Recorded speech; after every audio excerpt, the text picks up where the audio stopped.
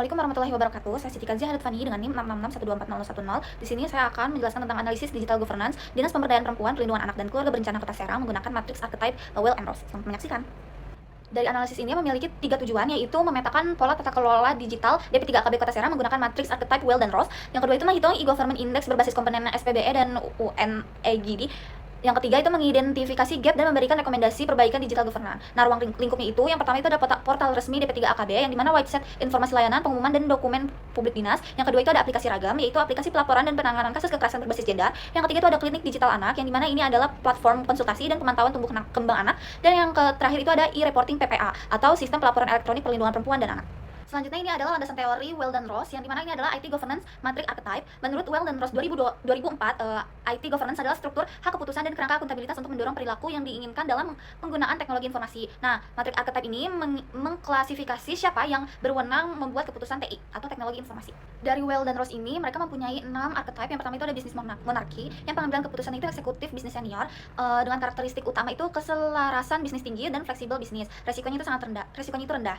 Yang kedua itu IT monarki, yang pengambilan keputusan itu eksekutif TI atau CIO atau IT Director. Yang karakteristik utama itu standarisasi teknis kuat dan kurang responsif bisnis. Resikonya itu sedang. Dan yang ketiga itu ada feudal, itu unit bisnis masing-masing. Karakteristiknya itu otonomi unit tinggi, silo dan publikasi. Resikonya itu tinggi. Yang keempat itu ada federal, itu eksekutif bisnis dan IT bersama.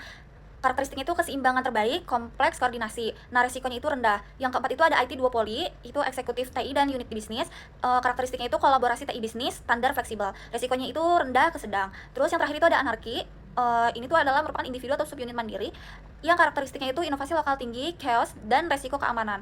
Yang ini tuh resikonya sangat tinggi ya teman-teman. Yang selanjutnya ini ada e-government index yang mengukur kapasitas pemerintah dalam menyediakan layanan publik digital yang inklusif, efisien dan terintegrasi. Di sini ada 2, yaitu global dan nasional atau Indonesia. Nah, yang global ini ada UN e-government Development Index atau EGDI. Formulasinya itu ada Online Service Index, yaitu kualitas dan kelengkapan layanan online pemerintah. Ada Telecom Infrastructure Index atau kapasitas infrastruktur telekomunikasi dan internet. Dan yang terakhir ada Human Capital Index atau kualitas SDM dan literasi digital, aparatur dan masyarakat.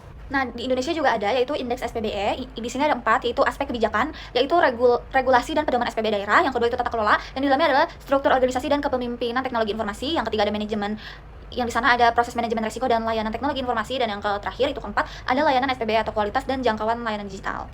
Nah, skala penilaian SPBI ini ada 1 sampai 5 dengan kategori yang memuaskan itu ada 4,5 sampai 5, yang sangat baik itu ada 4 sampai 4,4, yang baik itu ada 3,5 sampai 3,9, dan yang cukup itu ada 2,6 sampai 3,4, dan yang terakhir itu ada kurang yaitu 1 sampai 2,5. Oke teman-teman, langsung aja ke analisis matriks archetype Well dan Rose. Yang pemetaan ini ada 5 domain keputusan teknologi informasi DP3AKB. Nah, domain yang pertama itu ada IT Principles atau prinsip teknologi informasi. Yang ini tuh berada di IT monarki, teman-teman, dominannya keputusannya. Yang diikuti oleh IT duopoli. Domain yang kedua itu ada IT arsitektur atau arsitektur teknologi informasi. Sama ini teman-teman, didominasi oleh IT monarki. Domain yang ketiga itu ada IT infrastruktur atau infrastruktur teknologi informasi. Nah, ini berbeda karena didominasi keputusannya itu di federal dan diikuti oleh IT duopoli. Nah, domain yang ketiga itu ada business app needs atau kebutuhan aplikasi yang didominasi oleh federal dan tidak diikuti oleh manapun. Dan yang terakhir itu ada IT investment atau investasi teknologi informasi yang didominasi oleh IT monarki dan diikuti oleh bisnis monarki. Nah teman-teman, tadi kan hasilnya itu yang paling dominan adalah IT monarki dan federal. Nah, bukti dan alasan itu karena keputusan teknologi informasi terpusat di sekretariat dan kepala dinas tanpa keterlibatan formal unit bisnis, dan aplikasi ragam dan klinik digital anak itu dikembangkan oleh tim teknologi informasi pusat, bukan inisiatif bidang. Terus juga e-reporting PPA dioperasikan unit tertentu, namun keputusan infrastruktur di level dinas. Dan yang terakhir itu dokumen Renstra dari 2021 sampai 2026 itu menunjukkan kebijakan teknologi informasi ditetapkan oleh kepala dinas atau itu pola dari IT monarki. Implikasinya itu melibatkan bidang teknis dalam pengambilan keputusan aplikasi agar layanan lebih responsif dan human centered.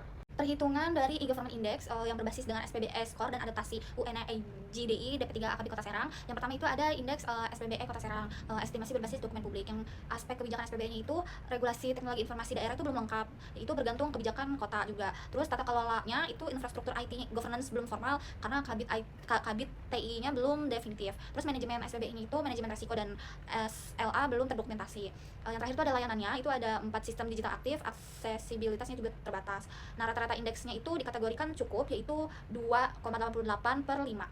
Nah, di sini ada perbandingan benchmark, yaitu rata-rata SPBE nasional itu ada 3,08, rata-rata kabupaten kotanya juga ada 2,72, dan Indonesia itu ada di 0,675.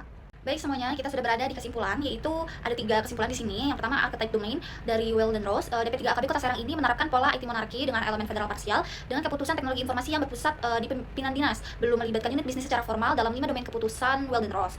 Yang kedua itu ada e-government index dengan skor SPBE yang diperkirakan 2,88 dari 5, itu tuh DP3 AKB itu terkategorikan cukup. Ini masih di bawah rata-rata nasional yang berada pada 3,08. Nah, posisi digital governance DP3 AKB itu berada di tahap transisi.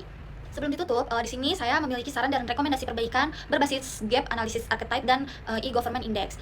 Di sini ada 3, yaitu yang pertama itu ada formulasi struktur IT governance shift ke federal. Yang selanjutnya itu ada peningkatan kualitas dan interoperabilitas layanan digital dengan gap skor layanan SPBE 3,0.